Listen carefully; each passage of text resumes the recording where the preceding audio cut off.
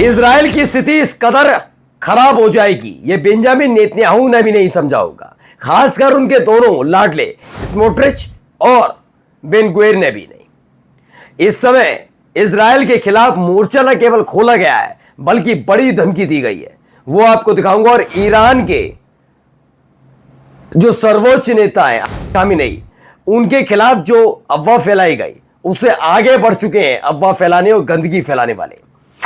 आज आपको दिखाने जा रहा हूं कैसे उनके पूरे परिवार के खिलाफ गंदगी फैलाने का काम किया, लेकिन लताड़ ऐसी पड़ी कि मुंह दिखाने के काबिल नहीं रहे। अलग अलग देश कैसे मोर्चा खोल के इजराइल के खिलाफ बैठे हैं, बहुत सारी खबर है। गजा के खिलाफ क्या कार्रवाई इजराइल कर रहा वो भी दिखाऊंगा, और दिखाऊंगा बेंजामिन नेतन्याहू कैसे बिल्कुल अकेले और तो और मजबूर और लाचार नजर आ रहा है, वो भी दिखाता हूं। नमस्कार, मैं हूं प्रज्वल गौतम और आप देख रहे हैं the live TV. The live TV, सच सबसे आगे। शुरुआत इस खबर के साथ करने जा रहा हूं।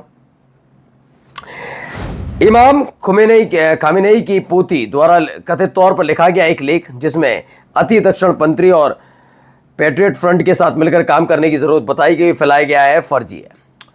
सोचिए, हालांकि ईरानियों बस्ती कई मुसलमान इस बात से सहमत है कि पश्चिम में दक्षिणपंथी समूह के साथ रणनीतिक गठबंधन फायदेमंद है, लेकिन लोग नाराज इस बात को लेकर हैं कि गंदगी फैलाने का काम क्यों किया जा रहा है। चलिए अगली खबर देखिए। ये इमैनुअल मैक्रों हैं, वो नाराज नजर आ रहे हैं। नाराज क्यों हैं बताता हूं। फ्रांसीसी राष्ट्रपति इमैनुअल मैक्रों ने गजा में अपने जो मिलिट्री ऑपरेशन का विस्तार करने की इजराइल की हाल ही के जो कहा गया कि गजा में हम विस्तार करेंगे और अलग अलग जगह अपने लोगों को बिठाएंगे, उसको लेकर नाराजगी, विशेष रूप से गजा और जो अलग अलग शिविर बना रखे हैं उसको नियंत्रण करने के प्रयासों की कड़ी आलोचना की। उन्होंने चेतावनी दी कि अगर ये कदम उठाया गया तो उसके हालात ऐसे होंगे जो संभाले नहीं संभलेंगे। यानी इजराइल को खुल्लम खुल्ला चेतावनी और धमकी इजराइल की तरफ से दी गई है।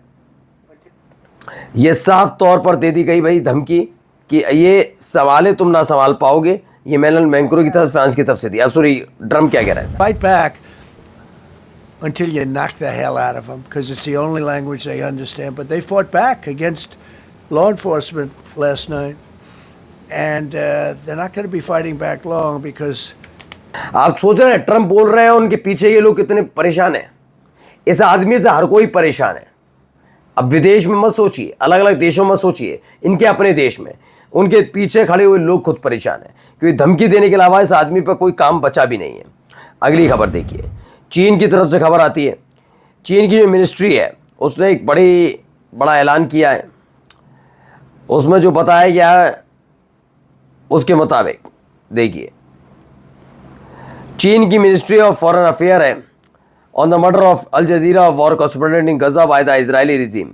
उन्होंने धमकी दे डाली है कि जो किया गया अल जजीरा के एक पत्रकार के साथ इजराइल की तरफ से उसे बर्दाश्त नहीं किया जाएगा, और अब खोलकर युद्ध का ऐलान होने लगा है।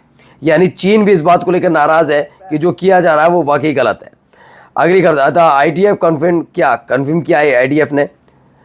द आईडीएफ ने पुष्टि की कि उसने गजा शहर में अनस अल शरीफ को मार गिराया। वह एक वरिष्ठ हमास आतंकवादी था, सोचिए, आतंकवादी करार दिया, जिसने अल जजीरा नेटवर्क के लिए पत्रकार का वेश धारण किया था।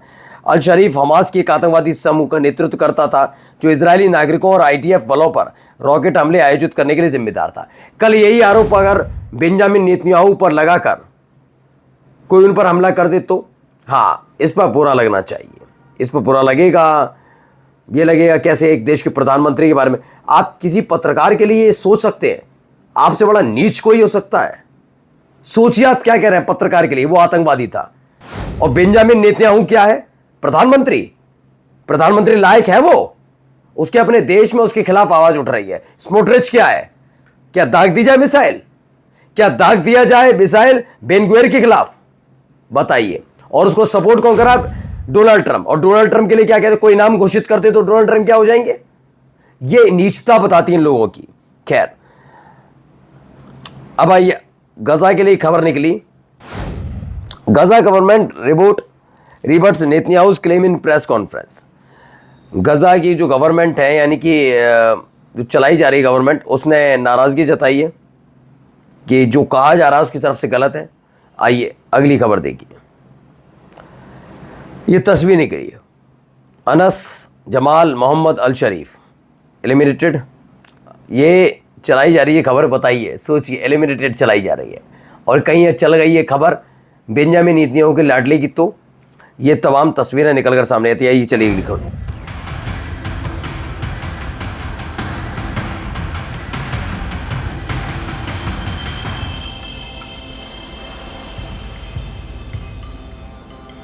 सोचिए क्राउड कैसे टूट पड़ता है जब वो एयर ड्रॉप वहाँ पर गिरती है। एक एक तस्वीर निकल कर सामने आती है। ज़हरा रहमान खुमानी है, इनके खिलाफ जो खबर चलाई गई थी वो मैंने दिखाई है आपको, अब इन्हें सुनिए जरा। The people all of the time, and you can fool all of the people some of the time, but you can't fool all of the people all of the time, and that's what Israel is trying to do, and they recognize they can't do that. In Germany, finally, after fooling many of the people most of the time, they are finding that the Germans, even with तो सीधे सीधे बताया जा रहा है क्या हो रहा है क्या नहीं। इसमें बताया गया एज द जर्मन पब्लिक जो है, यानी कि public evocation to the Israel genocide, the German government had to halt arm exports, यानी जर्मन ने क्या कहा कि इजराइल के लिए कोई भी हथियार नहीं जाएंगे, साफ कर दिया गया है। कोई भी एक भी हथियार नहीं जाएंगे, स्पष्ट कर दिया गया। अब आइए ये तस्वीर देखिए। इस तस्वीर के साथ एक गजा फीचर लिखा गया, गजा पर 6 हिरोशिमा का बोझ। अमेरिका और इजराइल की युद्ध नीतियाँ एक दूसरे से मिलती जुलती हैं। दरअसल अमेरिका ने हिरोशिमा और नागासाकी दोनों पर सिर्फ युद्ध जीतने के लक्ष्य के हिसाब से हमला किया था। ये वो देश है जो किसी की फिक्र नहीं करता, ये अमेरिकन है। ये अमेरिका के लोग, खास तौर पर जो राष्ट्रपति पद पर बैठते हैं, वो इतने निकृष्ट हो जाते हैं, वो इंसानी ज़िंदगी को कहीं नहीं तोलते। जापान के हिरोशिमा और नागासाकी पर जो बम गिरा था, उससे कहीं बड़ा गम गजा पर गिर चुका है। बम को लेकर ये हालात पैदा कर चुके हैं। अब आइए अगली खबर देखिए। एक और खबर निकल कर आई, ये देखिए। Iran says will not agree to stop enriching uranium, उसने बताया हम यूरेनियम का उत्पादन बंद नहीं करने जा रहे। ये साफ साफ तौर पर अमेरिका को धमकी दी गई है। अगली खबर देखिए। has been cautious, rooted in support for a negotiated so-called two-state solution, but reluctant to take concrete steps before a final peace agreement. The calculation is Europe ने भी फिलिस्तीन को मान्यता देने का ऐलान कर दिया है। ये बड़ा झटका माना जा सकता है। वहीं देखिए वर्ल्ड वॉर 3 खबर है, क्या खबर निकल कर आई है वो देखिए।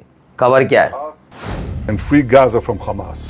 अच्छा, No nation can accept a genocidal terrorist organization, an organization committed to its annihilation, a stone's throw from its citizens. Our goal Netanyahu ने Gaza take over best way to end war. उन्होंने कहा गजा पर कब्जा करना ही गजा में युद्ध विराम का सबसे आसान रास्ता है, यानी कब्जा करने के लिए तैयार बैठा हुआ है नेतन्याहू भी।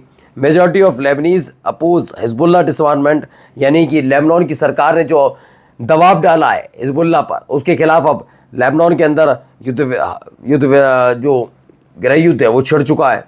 वहीं देखिए एक वीडियो देखते चलिए। पहले ये वीडियो भी वाकई दिल दहला देने वाली वीडियो देखिए। ये देखिए,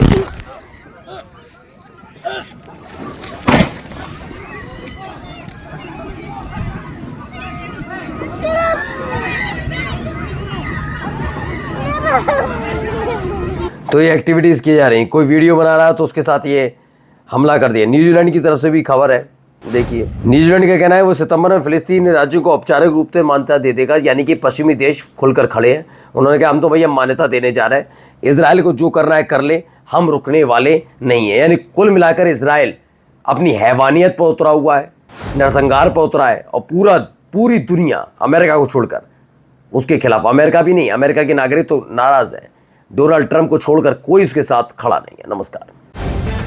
द लाइव टीवी, सच सबसे आगे।